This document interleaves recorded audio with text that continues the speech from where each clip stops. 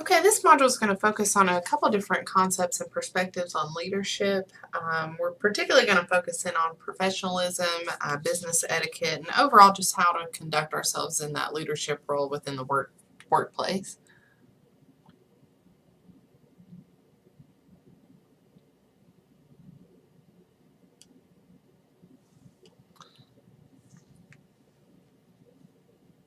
So I want to make sure here, I'm not going to play this within the context, but I really want to encourage you guys to watch this video. It's really funny, but it really gets the point across about being a leader and how to start a movement within your organization and just how to lead and a couple different aspects. So take a second, go out, watch this video. We'll start back talking about the different theories of leadership. So the first theory we're going to talk about, genetic theory. I hope that each of you would just kind of reject this one right off the top. We've talked several times how leadership is a skill, and no one is necessarily born as a leader. This theory really came about because we had generations of quote-unquote leaders that emerged from these, more prominent families like the Vanderbilts, for example. And they were just looked at as natural born leaders just because of their station in life. But overall, just hope that you guys reject this theory right out. The next one, the trait theory. The trait theory is, I have it noted here, can partially be discredited. But there is some considerable body of research out there that actually shows there are general characteristics that are displayed in different types of leaders out there. So think back to, an instructor, a coach, a boss that you may have had, and think about the traits that made them really great in that position. What kind of, were they organized? Did they communicate well? Were they responsive? Were they empathetic? What made them such a great coach, such a great boss, such a great leader? And what were their characteristics and their character overall?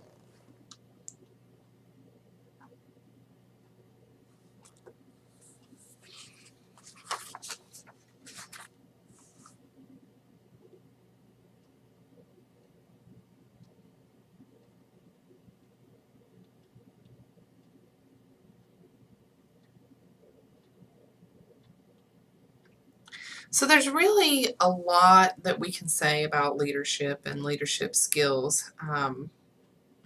But the one thing I want to point out and make sure to get across is that leadership, to be an effective leader and to strengthen your own leadership skills, it all comes down to understanding your own personal convictions.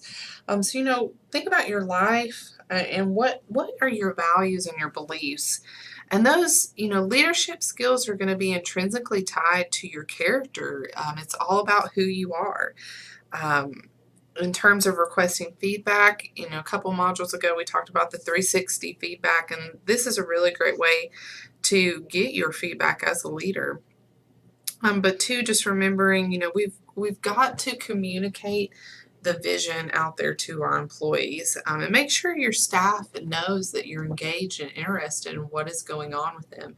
Don't ever be above going out and helping them. If you're in a hospital setting, don't be above going out to help them on the floor.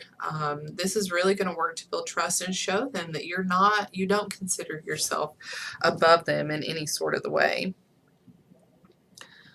So we look about working to just energize your staff. You look through these characteristics, be enjoyable to work for, talk and act enthusiastically, enjoy new challenges. These all sound like great character leadership skills and attributes, right?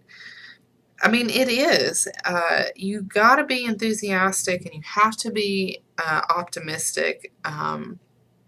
You are necessary. You are the unofficial cheerleader of your organization, of your department, of your process change that's coming through. So you have to have that level of excitement, that level of enthusiasm, because your staff, your employees are going to be looking to you to kind of set the tone for the culture. And you have to be enjoyable to be around. Nobody, Like we said in the last module, ask yourself, am I a person that I would want to work for? So make sure you know that you're enjoyable to be around overall, and that you're too working to celebrate those small successes of your employee to kind of keep that momentum and that motivation going.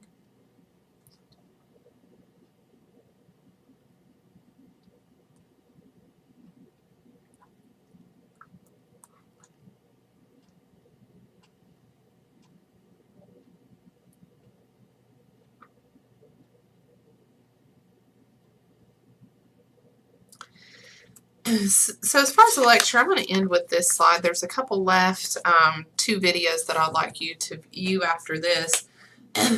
But out of all the character traits that we've talked about throughout this module, probably integrity is the most important trait you can possess, not just in your career, but as a person. Your integrity is everything. And when I say integrity, what comes to mind? Honesty, you're trustworthy, you follow through.